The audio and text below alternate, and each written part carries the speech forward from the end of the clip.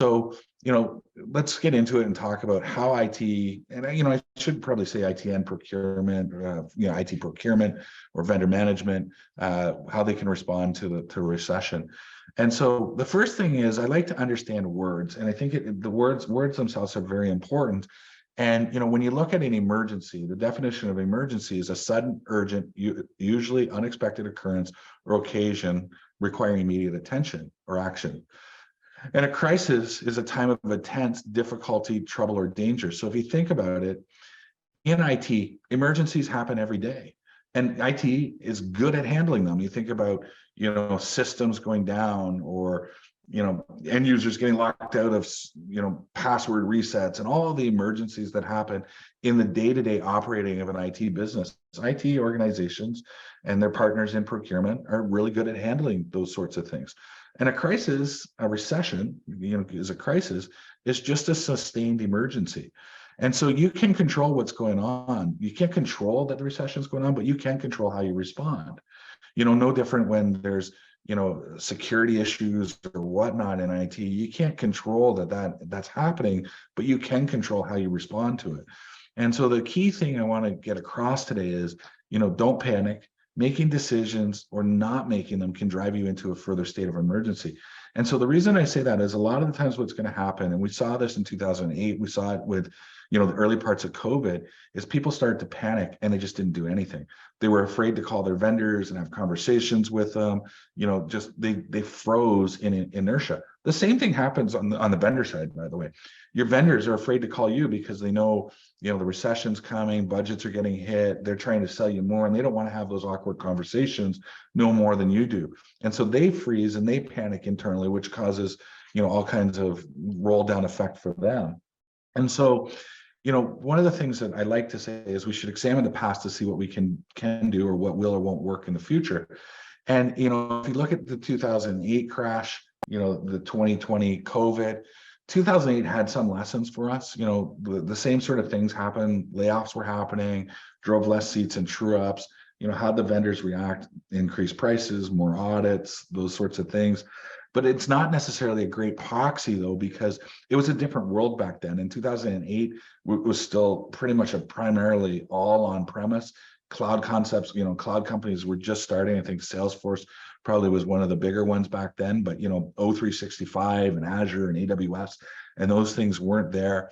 And so although it has some lessons, it might not be a great proxy, because when you're talking about, in the cloud, I'm in AWS or Azure and I got to cut those bills. Well, if you're running services up there, how do you cut those bills? It's not quite the same as, hey, we don't have 3,000 people anymore. Can we reduce our license counts and that conversation, right? During COVID, IT was seen as a leader to get through. I think, usually IT departments struggle during these times, but in COVID, it actually was seen as the hero, with the rapid shift to work from home and the response and things like that. So I think that going into this recession, IT will be leaned on again. Digitalization programs and deeper productivity and cost cutting can be driven from IT. And so I think that IT has an opportunity to, continue to lean on that leadership position that they gained during COVID. And if you think about the types of things that you may or may not have done with your vendors during COVID, what worked, what didn't work, what type of conversations did you have, and whatnot. And so the main thing that I want to talk about is that this really is a mindset. And I have a mentor, Brandon Dawson. He always says to me, Mike, what you think is what you say is what you do, and what you do defines your outcomes, right? And so the key thing is you want to be thinking positive about what is happening, what you can do, how you can do these things, because if you get stuck in that negative, you're going to get stuck in the inertia.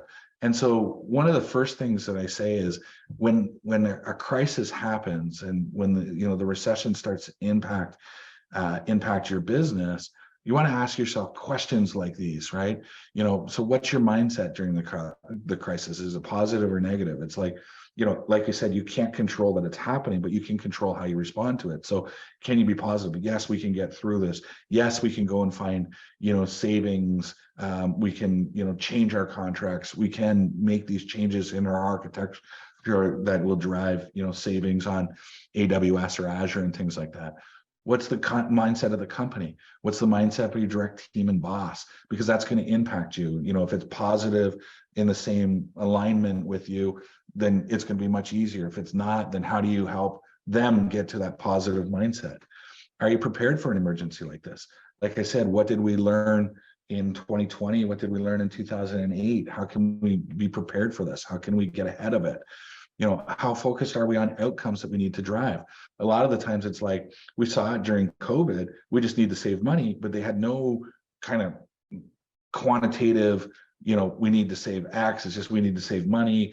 There was no real focus on what the outcomes they really wanted was that, get out of a vendor, renegotiate a contract, consolidate, whatever the various opportunities are.